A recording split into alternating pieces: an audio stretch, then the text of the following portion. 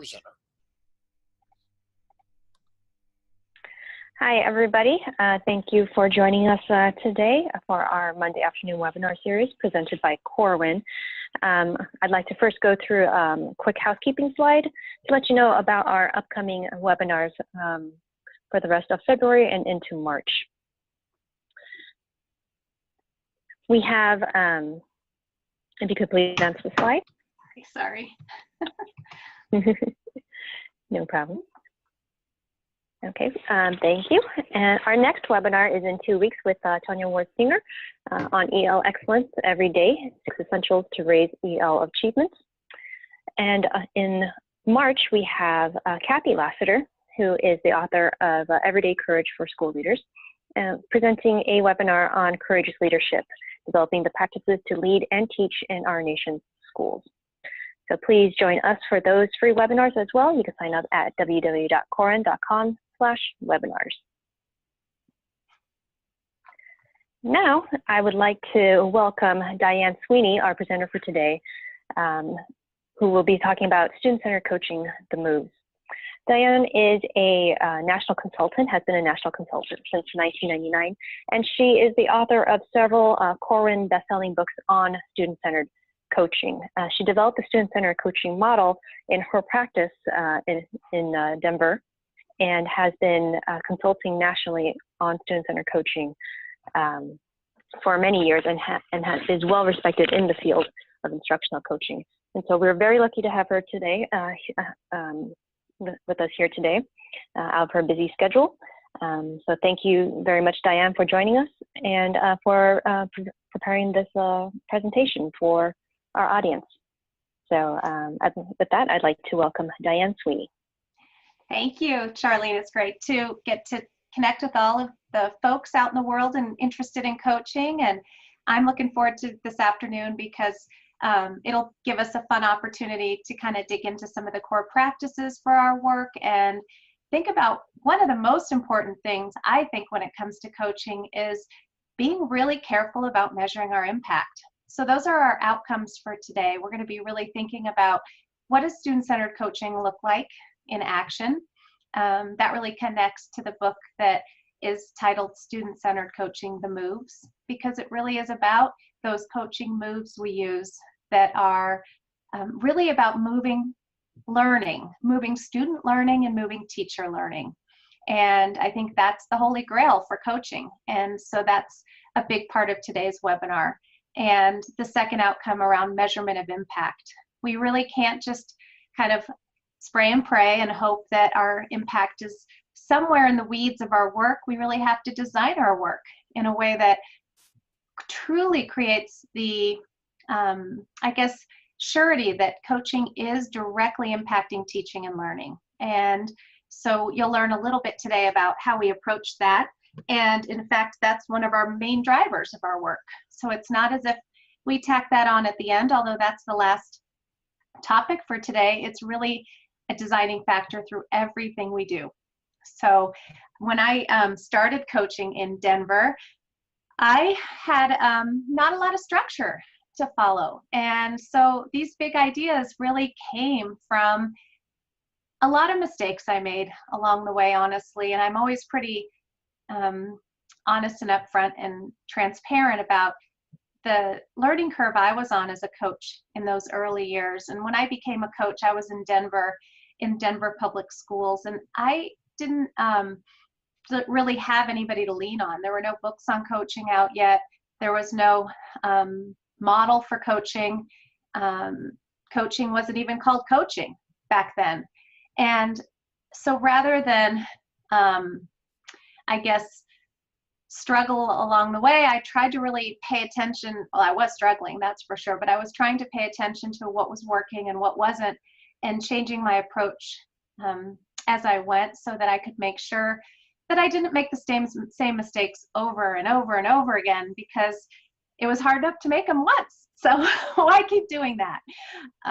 And so the big ideas that support student-centered coaching, or that it's really grounded on, is a lot of the learning that I went through early in my coaching work.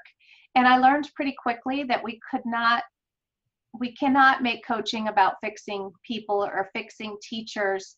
And it's hard to admit sometimes, but coaching has looked like an endeavor that's about fixing teachers and fixing people for a really, really long time. And as I sit at my desk, I know there's a little post-it sitting on the wall that says, don't should on people. And I'm not saying a curse word here, it's the word should, because if we make people do things, if we're always running around telling them what they should be doing, we end up really hurting those relationships and really taking away from the partnerships we're trying to build with teachers. So truly, I think the big idea behind student-centered coaching is to make it about that partnership, to make sure coaching is about student learning. And this last bullet's really been my most recent work, and it's about making sure it's tucked into a system that really understands how to deploy coaching well. And I'm working on a new book that is going to obviously be published through Corwin around leading student-centered coaching. What's the bigger system that coaching needs to tuck into for it to truly make the impact we're looking for? And so that's really when I say a robust system of professional learning, what I'm talking about. How does coaching attach to a school improvement plan? How does coaching, how do coaches get evaluated? How are coaches supported to develop? What's the expectation for teachers to participate in coaching? How do we set that up? So when we think about the big idea behind student-centered coaching, I'd say the number one most important word is partnership. And then it's really around making sure that partnership is based on outcomes for kids, outcomes for our students, outcomes that are about learning, and not just isolating teaching to be about making people do things. So that's truly where my heart is when it comes to coaching. And I think when I found that space, when I kind of learned how to make coaching about that, I was so much more protected from all of the bad karma that can be attached to coaching. And I was protected from alienating people. And I learned how to make sure that I was being very respectful to teachers so that I wasn't triggering them in ways where I maybe didn't even realize I was. So this is truly the big idea about, that really student-centered coaching is built off of. There's one more last thing that's interesting, and when it comes to the bigger picture for our work. And I like to think about it through the kind of the metaphor of minding the gap when you're at a tube station in London, and you'll see this spray painted on the sidewalk. And this notion of minding the gap is really an interesting thing to think about when it comes to the role of a coach. So the gap, traditionally, when I say coaching has oftentimes been about fixing people or fixing teachers, the gap that we were minding was often about making sure that teachers, we would pay attention to what they weren't doing, and then we would be trying to get them to do those things. But if we flip that and we make minding the gap about student learning, then it changes the conversation. So we really think a lot, our whole focus is on closing this gap that exists around, there's this space that's between what students know right now. So if you think about your own schools, today was Monday, think about your schools and think about those students that are in that school. The first thing we have to understand is, what do they know right now? And what do they know in relation to the standards? What do they know in relation to our expectations for them? And what do we want them to know? What do they need to know? What do the standards demand? What's the success criteria for your students in your schools? And when a coach can occupy that space between where kids are right now, and they're all over the map, you've got all kinds of different learners in your schools, but where they are right now and where they need to be, that is the sweet spot for a student-centered coach. That's really the space where they occupy the most work, where they spend the most time thinking, where they reflect the most often with teachers. It's in that little bit of space between those two things. So as you think about, as we work through these core practices that we use for student-centered coaching, you'll see how so many of these core practices are about these two things. How do we know what kids know? That would be formative assessing. That would be really monitoring for learning. And how do we make sure we're pushing, planning into what they need to do next? That's differentiating. That's really planning good lessons. And then continuing to assess along the way. So this is just a really big paradigm shift oftentimes when you think about coaching and what coaching has looked like, because so often it's been about getting teachers to do things, and we just don't have to do it that way. We just really don't. And some of you, I'm sure, are already making the connection as we think about this to the work around backward design and understanding by design, and that is by design. That is because when I was developing this work, when I was thinking about coaching differently and writing my first book on student-centered coaching and trying these practices out myself in my own schools, I was also studying understanding by design. And it was such an amazing confluence, because at that point, that's when the light bulb went off and I thought, hey, wait a minute. I could use this outcomes-based methodology where we figure out where do we want kids to be, and let's figure out how to get them there. I can use that as a coach, and I can apply that to my coaching work. And no longer was there any sort of feeling of being untethered, because at that point, it all fell into place.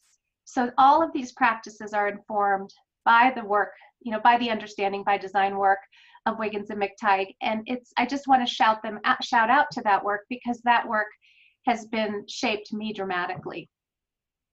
So as we think about that big picture, we'll talk about a few of the core practices, and then I'll stop and invite you. But like Jeff said, as we go through, don't hesitate to put questions in, but I'll stop a few times and see what's there in terms of questions.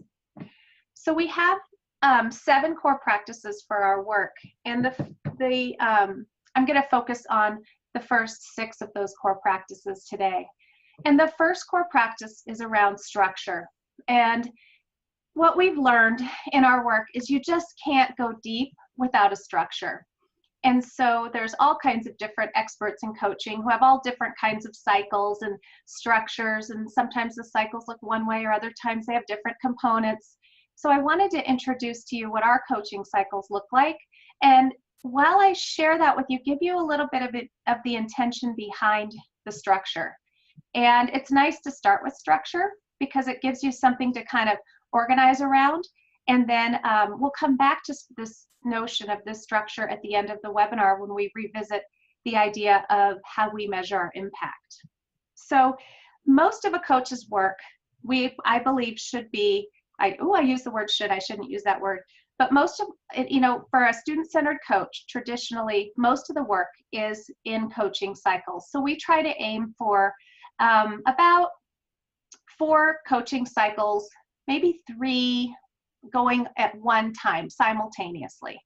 And that typically makes up about half, if not a little more than half, of a coach's weekly work. So you see the emphasis in how a coach spends time, his or her time, is on, we emphasize being in coaching cycles.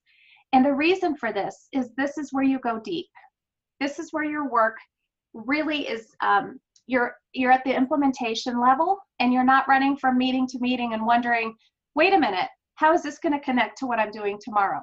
Because there's this through line of depth that we achieve through coaching cycles.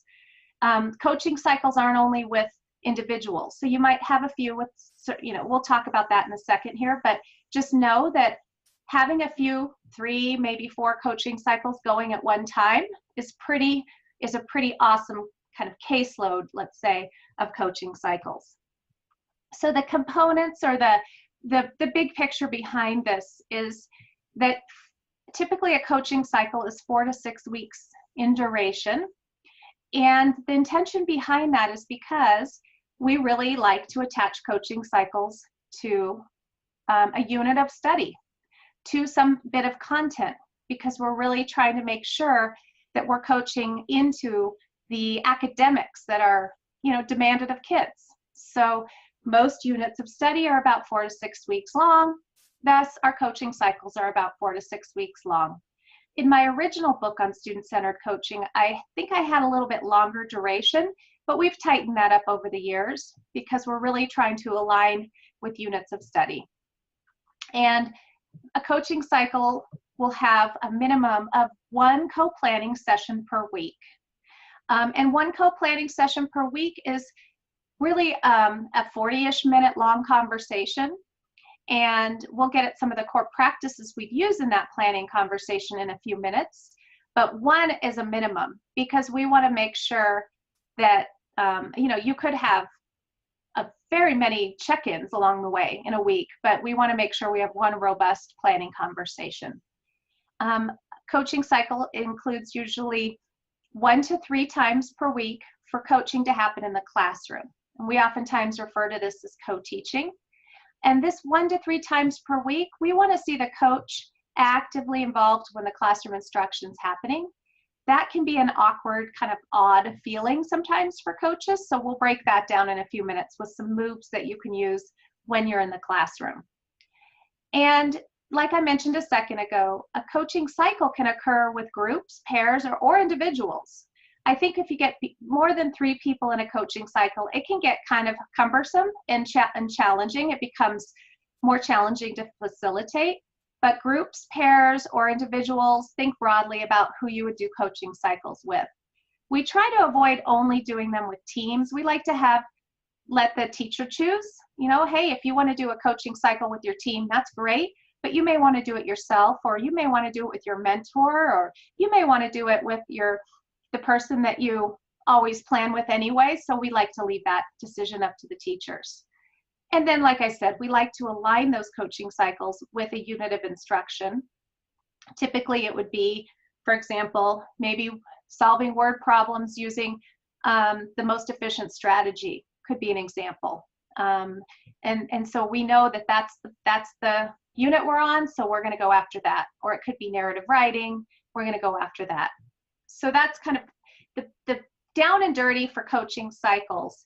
I also wanted to share with you the flow of a coaching cycle in terms of kind of what does it look like from day 1 to the last day of the cycle, because the components don't really get you there. But this graphic, I think, is a beautiful way to just get a sense of time spent across a coaching cycle. So these percentages are really time spent. So if you have a 6-week long coaching cycle going, you start with number 1, which is you set your standards-based goal. We'll talk about that at all of these as we go through this webinar. These are really our moves, honestly.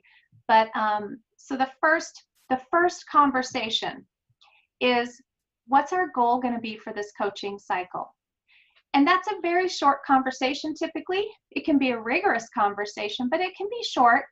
And then the next conversation you have, it could be on the same day or the next week, you break that goal down into some learning targets. Well, now that we know our goal, how are we going to measure that? So that's a very small part of a coaching cycle. The third step in a coaching cycle then is you're going to pre-assess, and you're going to look and say, well, let's figure out what our kids know right now. Let's figure out where they are at the beginning of this so that we can really be differentiating throughout, and we can be very tuned in to where they are. Again, we'll talk about each of these as we go through this webinar. The yellow, I want you to see that is most of the coaching cycle. So that's 60% of the time. And that is the execution of the goal. That's when you sit and you work together and you just keep going back and forth, co-plan, co-teach, co-plan, co-teach, co-plan, co-teach throughout the rest of the remaining of the coaching cycle. So you are spending a huge amount of time in classrooms, which we love, and we all should, get as much time with kids as we can in a given day. And then we're also planning intentionally for whenever we're in those classrooms. And then the last step in the process is to post-assess. So you may be looking at this and thinking, how am I going to get a teacher to sign up for this? As we go through these core practices, you'll see that it's very subtle, the way we approach this, and it's very directed by the needs of the teacher and responsive to the teacher. So never fear, we're not demanding a ton out of teachers, but we are buddying up and partnering with them, and we're really thinking with them to help them reach their goals for kids. So that's the big picture of a coaching cycle. I'm going to introduce one more core practice and then just stop for a minute and see what questions we have. The core practice around the goals we set for coaching cycles, I think will clear up some confusion, if there is any, around the what. What are we working on here? And you may be thinking, how would that cycle work if my goal was something like use behavior strategies with my class? And the simple answer to that question is our goals are always academic when we're setting goals for coaching cycles. So our goals are always standards-based. So when you look at a goal for coaching, you're going to see it's not a goal about what the teacher will do. It's a goal about what the kids will learn. And that's how we make it about learning. That is a huge shift right out of the gate, because remember, this is the first conversation in your coaching cycle. So we really want to be able to say, hey, let's set a goal for what you want your kids to know and do, and then we're going to work together to make sure they get there. We also want to make sure that the goals aren't too broad or narrow.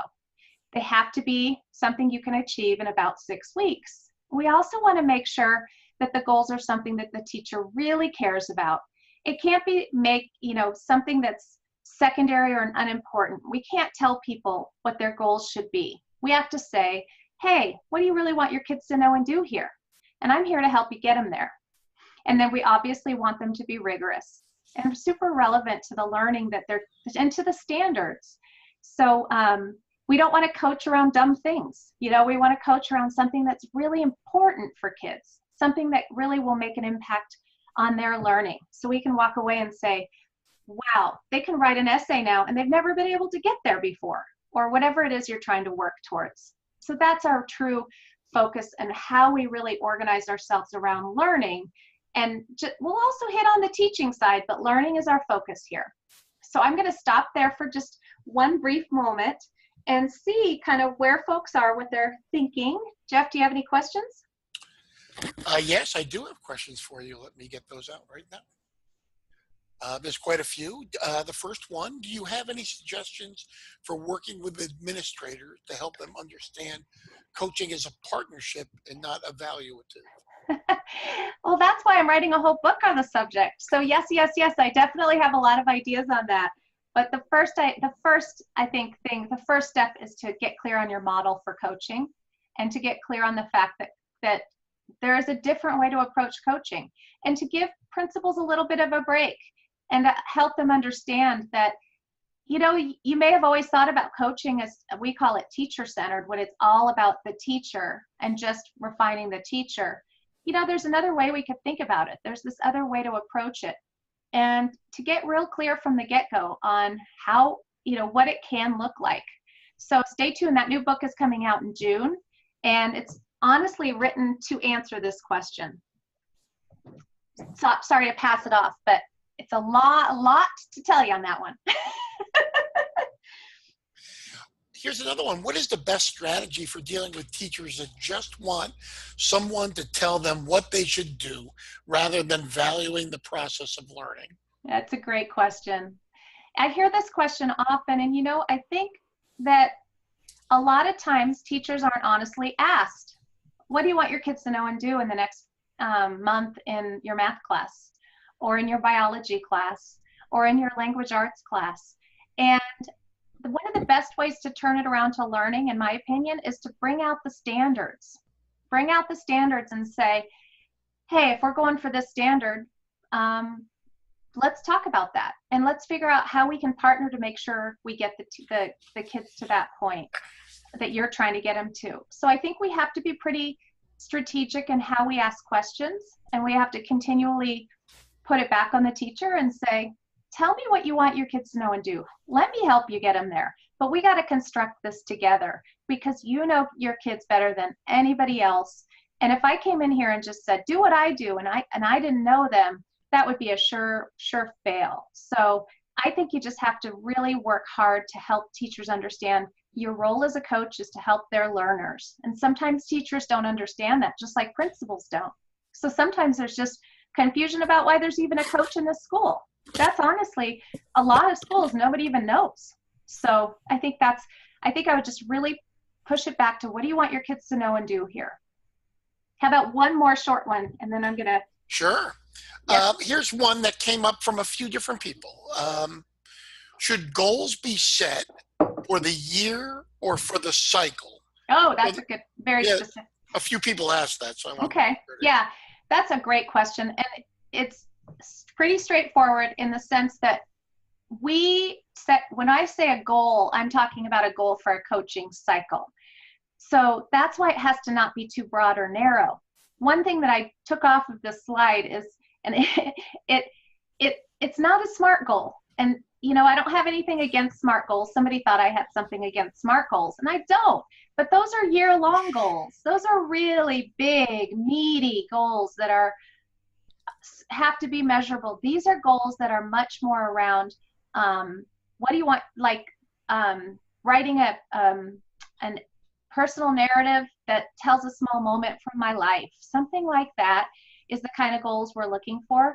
And those are very much focused on the next 6 weeks. So again, very unit-based and very curricular-driven. So yeah, they're not year-long. They're very much cycles-based goals. That's a great question. And in my books, there's a lot of examples of goals, and there's a secondary book with secondary examples and lots of different goals for coaching cycles. So that might be a good resource.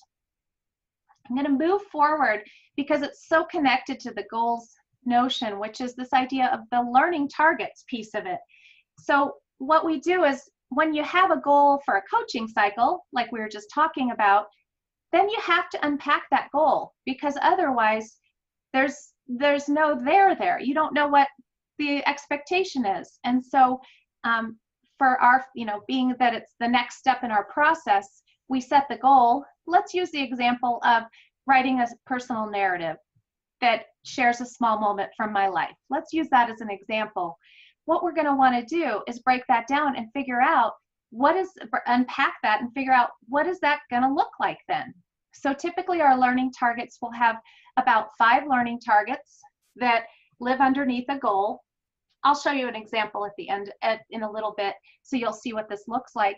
But you'll have those learning targets that live underneath the goal that are literally unpacking that goal. So for a class to write a personal narrative, well, first I've got one learning target would be, and we always write them in student-friendly language so the students can self-assess. But one would be, I can write a beginning that hooks my reader. Okay, that's now on my map of things I need to teach.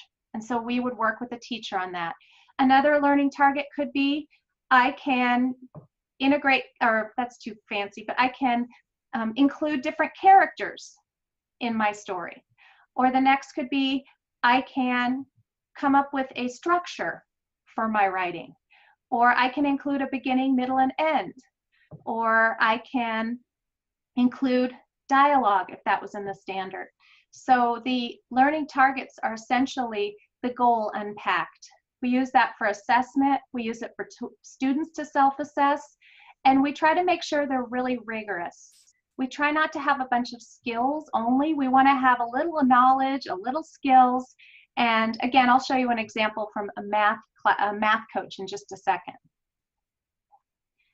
We use those core practice, or those learning targets throughout the whole entire coaching cycle as well. And one big thing we use them for is this next core practices when we're asking, and this is actually, I think, the hallmark of student-centered coaching, is this notion that we use student evidence whenever we're planning anything. And so it's not enough to just put the student evidence at the table and not have those learning targets next to you, or else you have no criteria. You have no sense of what kids need to be doing. Remember, our goal is to get them to close that gap.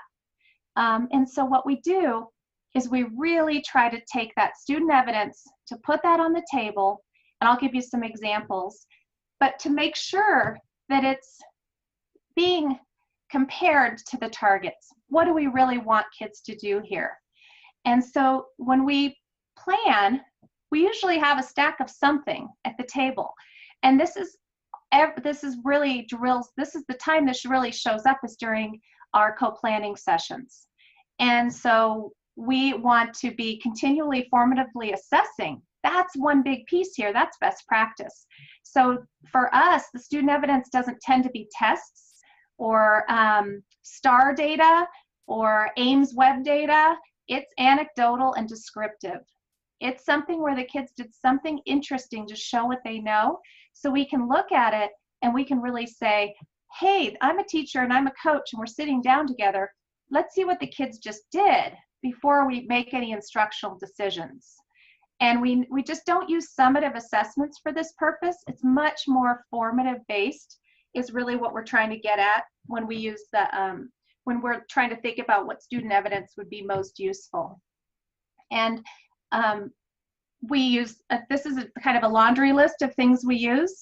We use anecdotal notes, conference notes, student writing, entrance and exit tickets that are hopefully open-ended and really show what kids know. Problem-solving tasks, so in a math class it could be one really meaty problem where the kids had to use a strategy and explain their thinking. It could be readers and writers notebooks.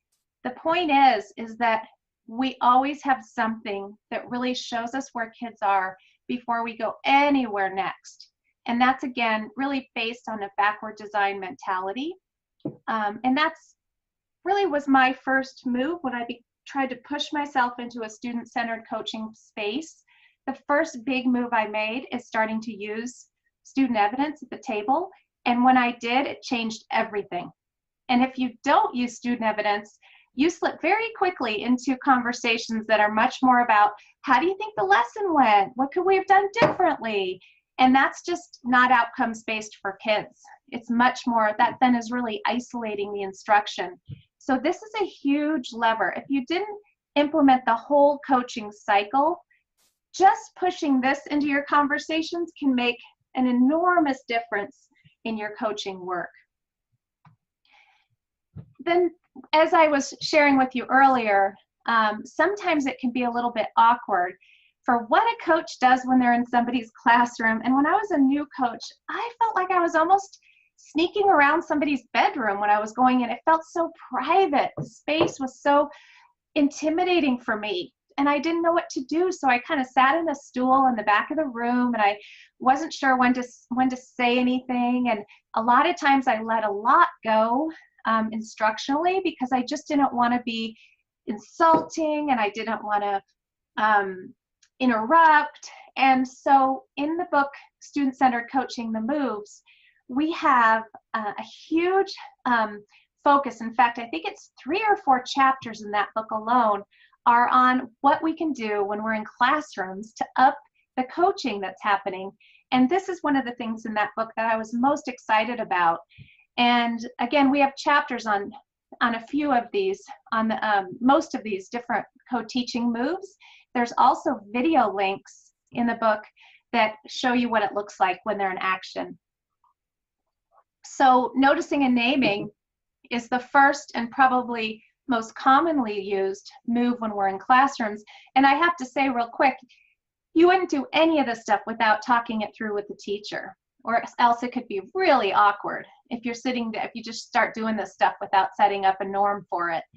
But I know you guys all know that, and you know better than just surprising people with this.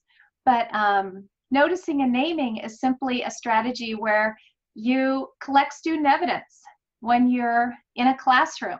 So what we recommend is a grid of just a sheet of paper with a box for each kid, the learning target at the top, and you simply notice and write down what you're seeing kids do.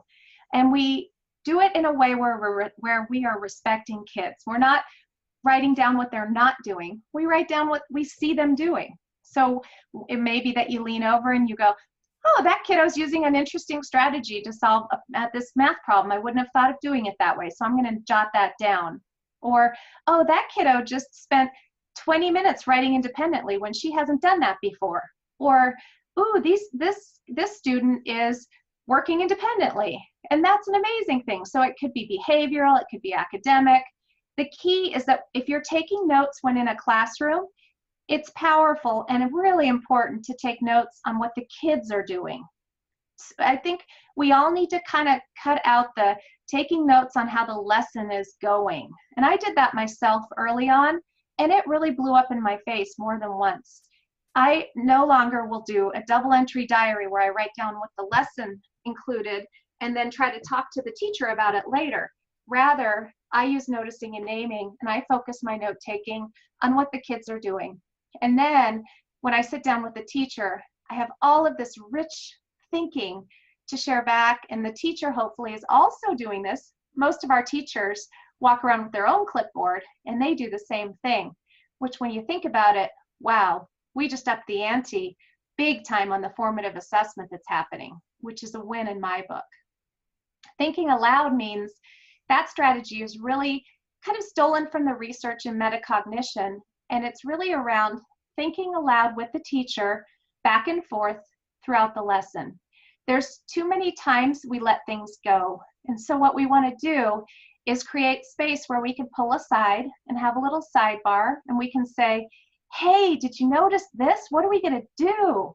Or we can sit together during a conference or a reading group, or the teacher may just talk right to the coach or vice versa. What we try to avoid is giving advice and saying it's thinking aloud. Thinking aloud is truly a metacognitive act where we're saying, hey, this is happening. This is so interesting. How are we going to move forward from here? And I just wrote a blog post on this topic, actually, on thinking aloud with a lot of good information on my website. So that's at dianesweeney.com, and the blog is there for you. Teaching in tandem is your same old kind of teaching a lesson together. You pick 4 is a version of noticing and naming, and you pick 4 as just the coach essentially asks the teacher, hey, tell me 4 kids you really want me to watch out for today, and I'll be really focused on collecting evidence around how they're doing. And this is really nice to use in secondary classrooms because a coach is probably less likely to be teaching in tandem with a teacher when there's, pretty intense content happening. And then micro modeling. What we've tried to do is just decrease the amount of modeling we see happening out by coaches out in schools because it's honestly just too much. What it does when a coach models all the time is it sets up this feeling that I'm watching you and I'm supposed to implement it later. We have all kinds of crazy stories about teachers leaving or cleaning the guinea pig cage or cutting out stapling in the back of the room. And what we're trying to do with these co-teaching moves is increase the partnership and make it so that one person isn't teaching while the other person is watching. And that's honestly how coaching has looked. So what we're trying to do is decrease the modeling. You may model one thing, maybe how to close the lesson or how to introduce a learning target or something, but you just don't model it all the time, which we tend to see a lot out in schools with coaching. So I just want to close and then turn over to questions in a second. I want to just kind of close with this last practice that's, I think, kind of pulls it all together, and it reminds us of why a coaching cycle is so important, because we're talking about, again, making sure that learning is happening as a result of the coaching work we're doing. We don't want to just assume it's happening. We want to really be sure that it's happening. And so we measure the impact of coaching, of the coaching work that we do using a tool we call the results-based coaching tool. And it's in every one of my books. And it is, it's really the way you walk away from a coaching cycle saying, wow, look at the growth that just happened. And it's so fun. And I'll show you an example in a sec that I think will pull it all together for you. But just remember also that it's all based on this diagram. And so this is a really helpful kind of roadmap to follow as you're thinking about, how do I make sure I'm getting myself set up to see an impact. These steps are how you do that. This is how you get there. So I'm going to show you I'm going to go to a results-based coaching tool from, this is in the Moves book. So if you want to come back to this, I just didn't have permission to share it with the whole group, but I thought I could share it this way, and it's also in the book. This is from a coach. She's amazing, and she's a math coach in a middle school here in Colorado. And this is their results-based coaching tool. And their standards-based goal, I'm just going to highlight the sections I'm mentioning. Their standards-based goal was around ratios. I don't know what 6th grade math isn't about ratios. It seems like it's such important content. And they wanted to make sure that students would understand and use ratios in real world situations, not just in math world, but in real world. And that aligned with these standards. So that was where they started. That was step 1. Then they unpacked it. They made that, created that, they unpacked that goal like we talked about into their learning targets. So they have, they want the students to use ratio language to describe the relationship between two quantities. They wanted the students to be able to apply their understanding of unit rate. They wanted them to be able to use tables, ratio tables, solve unit rate problems, and solve for the whole when given a part, and a percent. So this, when I was sharing earlier that we take the goal and we unpack it into learning targets, that's a nice example. These are totally at the 6th grade level. If it was a 1st grade coaching cycle, they'd be much more simple. Then what they did is they pre-assessed. And this is their baseline data. They used a task they called the ticket booth performance task. And it had the kids figuring out how to organize their tickets for a carnival. And they were really actually doing a school carnival, so it was super relevant. And they had, it was very open-ended. And then they looked at the student work.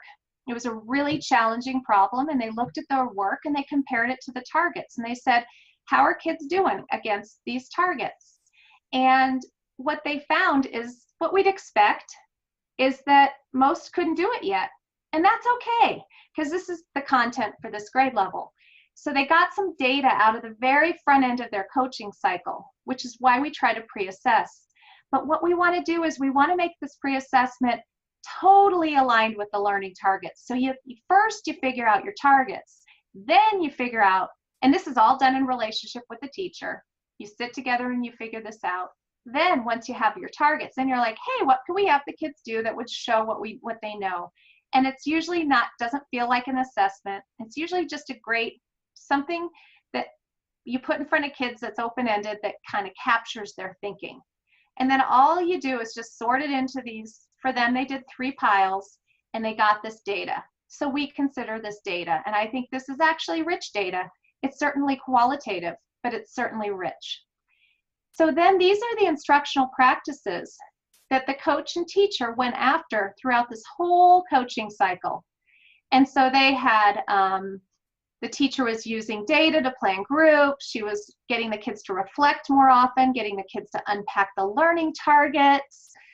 So they started every lesson with a learning target, and they did structured discourse. I'm jumping around a little bit, but you see, they were going after really high quality instructional practice throughout this. This was a coaching cycle that was I think it was about 6 weeks long.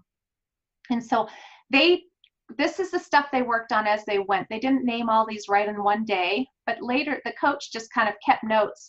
What instructional practices are we really focusing on here? This results-based coaching tool, we always like to capture what kind of coaching happened. So that's a space. Typically we just check off.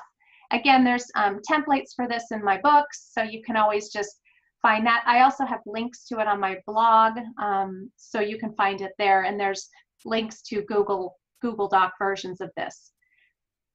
And then at the end of the cycle, we want to know how the teacher grow and how the kids grow. So the teacher growth is just through that partnership. The coach knows what the teacher's doing. There may be an exit interview, but the fact is we know, how did that teacher grow?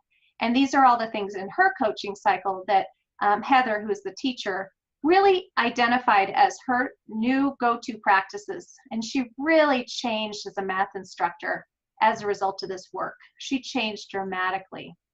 And then we do a post-assessment, and they did another ticket booth performance task. They just kind of changed it a little bit. So they didn't even come up with a big different task, but it was another open-ended, different numbers, different problem. And they found some incredible growth. So if you look at this, you see by the end of the cycle, we have 79% were proficient at all of these learning targets. And then you see 12% were almost there. That's 4 kids. And 3 kids are still below. So they're still not showing up knowing these learning targets. Remember, 79% proficiency as compared to 0. And let's look up at the date. This was from September 2nd to October 15th. So they really saw some growth. And they also had to come up with a follow-up plan for the students who did not reach the goal. So what they did is they really tried to capture that and figure out, all right, we need to keep going with them. And this is some ways we can do that. So when I say that we want to know, we design our coaching to capture growth, this tool is really, it might be a little overwhelming if you've never seen it before. If you've ever worked with me, you have definitely seen it before. But this tool is really the summary of a coaching cycle in a way where you can walk away and say, holy mackerel, kids grew, the teacher grew. We are not spraying and praying here. We're being very intentional in how we operate as coaches. There is a complete focus on outcomes. And again, if you need more resources, I have chapters on this in every one of my books. So you can read up on it a little bit. So as we go back to kind of closing and questions, I really want to just encourage you to not get overwhelmed by all of this, because we've really walked you through in a very short amount of time, a whole coaching cycle, how it's measured, how it's done. So it may feel like a lot quickly, but here's your chance to ask questions. Hello, I have quite a few questions, and I'll send you all the questions we don't get to as well. Okay. Have you ever had a teacher that didn't want to participate? How did you respond to them? That's a great question. I was waiting for that one. Yeah, you know, I think that we work with principals. That kind of circles back to the partnership with the principal question. We work with principals to set up some pretty intense, not intense in a bad way, but some pretty clear expectations around participation. Because on some level, it shouldn't be the coach's job to drum up business. At the same time, we don't want to mandate that people must participate in a coaching cycle and make it feel like it's a compliance thing. So what I recommend when teachers don't want to participate is I recommend for coaches, I also wrote a blog on this topic. I recommend for coaches to organize their year into a series of rounds of coaching cycles. So what I would say is take your school calendar and think, okay, I'm going to block out some 6-week blocks of time, windows of time when I'm going to open and close my coaching cycles. And then I may I may set aside time for other things I have to do as well. But you can probably get a lot of coaching cycles in this way, which is awesome. But you can also then, if teachers aren't participating, you can say to a teacher, hey, I get it that you didn't want to do it this round, but maybe I can pick you up next time. Or you can kind of double down on your trust building with that person. But you can't do coaching cycles with everyone at once. So what we try to really push on is Daniel Pink's work around ownership, autonomy, and purpose. Let's give them ownership. Let's let them choose when they engage. Let's give them autonomy. Let's let them choose maybe who they're with, what they're working on, and let's give it purpose. Let's make it around student learning. And we find that we can pick people up through the year that way. And in the meantime, we have the principals in the background going, yeah, this is important. Yeah, I expected this. I know who's doing coaching cycles and who isn't. And I love it when you're doing coaching cycles. So there's got to be a little bit of, to use Fullen's work, of pressure and support. So a little bit of messaging from the principal and a lot of options from the coach on how a person can engage. And this works if you're in more than one school also. You just may have to do 2 coaching cycles in each of your 2 schools, or 1 coaching cycle at a time in each of your 4 schools. You know, you can do the math on that, but the fact is you're gradually picking up people throughout the year, and then you let them go when your coaching cycle is done, and then you re-engage and say, hey guys, time for a new coaching cycle. Who wants to go? So that's one way I think you can do that. Thank you. And in this question, there's several iterations of this question. Working with a coach requires extra time from the teacher. How would you make the partnership less time consuming for the teacher? Yeah, and we try to be as streamlined as we possibly can be. We don't apologize for taking people's time. I think that's always a bad way to set yourself up. I think that what we try to do is we try to make sure that weekly planning time is when they meet, you know, when they have that plan time anyway. So the only difference there is they're partnering with you during that time. So they didn't give anything up per se. And then we try to make that co-teaching in the classroom so dynamic that actually a lot of coaching can happen there, which means you save time in the end because you don't have to have as many meetings later. So let's imagine you realize, oh my, there's a video in the book on this. Oh my gosh, the kids don't really understand the reading they're doing. What are we going to do? Why save that and set up a meeting to talk about that? Let's actually just deal with it in the moment. And so that, I think, ramping up how we co-teach and how we partner in the classroom, if we do it with respect and we do it in a way that builds trust and we do it in a way that's all about the kids learning, we can really ease up on the time in terms of the meetings we need to have. And that's a fun thing to think about. But there's, you know, I think we got to let teachers choose when do they want to engage. Nobody should be in a coaching cycle all year long. That's just crazy. And we shouldn't pick who's in a coaching cycle because they're struggling. I can't believe I haven't said that yet. That's the surefire way to make coaching look negative to people. What we want to do is we want to make sure coaching is something you enter into when it makes sense. We want to respect the adult learners and do it that way and not take time from people, but add value instead. Thank you. How could a teacher use these tools without a coach? Is that possible? Would they partner with another teacher? If we don't have coaches at the school, how can we implement some of these strategies? Yeah, that's a good question too. And definitely, given that this is based on a backward design, I mean, it was started for teachers. I think you can most certainly, think about what's our goal for this unit. Let's say my team is teaching a unit. What's our goal? Let's break that down into learning targets and let's teach our lessons respectively, however we want to, or to get in the same way as each other, however you choose. And then let's bring some student work to our PLC or to our team planning time, and let's figure out how our kids are doing and plan a little bit together. And that can definitely be done without a coach. I think if we go back to the wheel, it would simply be, you can do all of these things. I don't think you would need to do 3 and 5 because that's really about the coaching level of it all. But I think you could do 1, 2, and 4, or you wouldn't co-teach, you just co-plan. You could certainly do a version of this. This is just built on best practice, honestly. Thank you. How about one more question? One more, yeah. How do you determine if student improvement is a result of student-centered coaching versus a strong curriculum in place? Oh gosh, it would be both.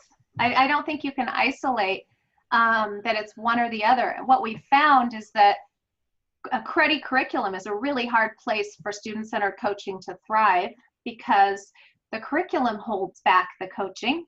And then we've also found that, if you have an amazing curriculum and you don't have a coach, you may be held back.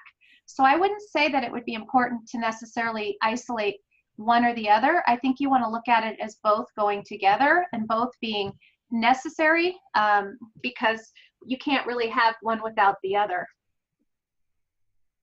Terrific. And I'll send you the rest of the questions. And, okay. Are they in a format that I can answer?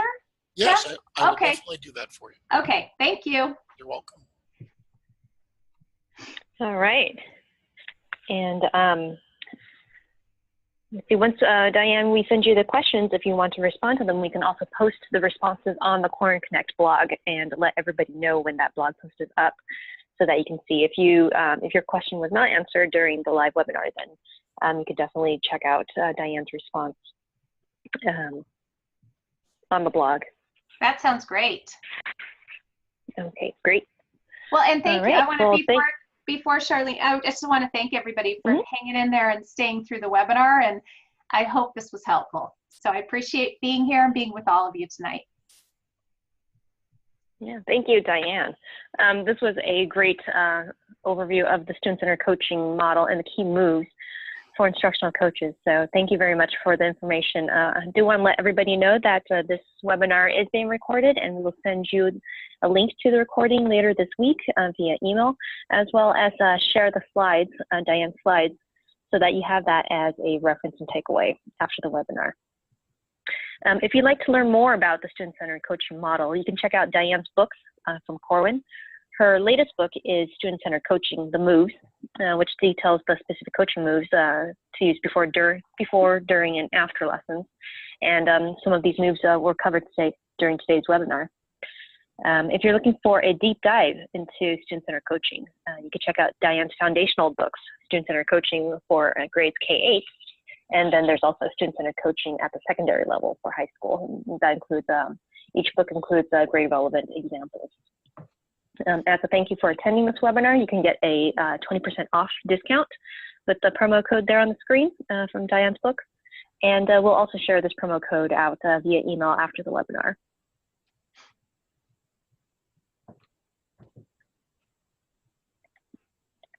Corin also offers an online course designed by Diane and her co-author Leanna Harris from Student-Centered Coaching, The Moves.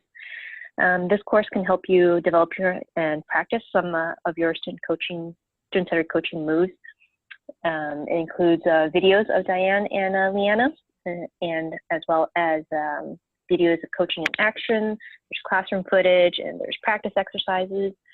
So this is a really great resource for if you're an individual coach who wants to practice your skills, or we also offer group discounts if you have a cohort of instructional coaches who want to go through the e-course together as part of professional development. And we're also offering a special thank you to the attendees today with a promo code there on the screen. That's valid through the end of April.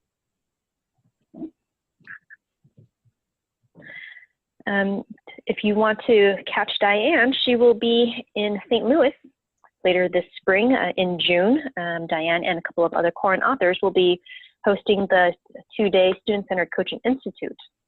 At this institute, they'll be going in depth over the foundational concepts of student-centered coaching covered in today's webinar.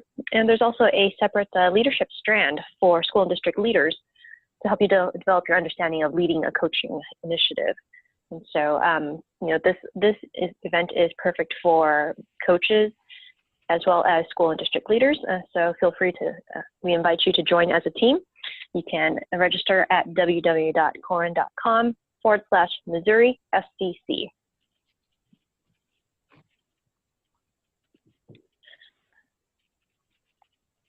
Diane and her certified associates are also available through Corin to work on site with your coaches and school leaders directly if you are looking for support for your coaching program, to take your coaching program to the next level. They can help you embed student-centered coaching practices within your system of professional learning in your school or district. Through intentionally structured professional learning that includes scaffolding and opportunities to practice through coaching labs.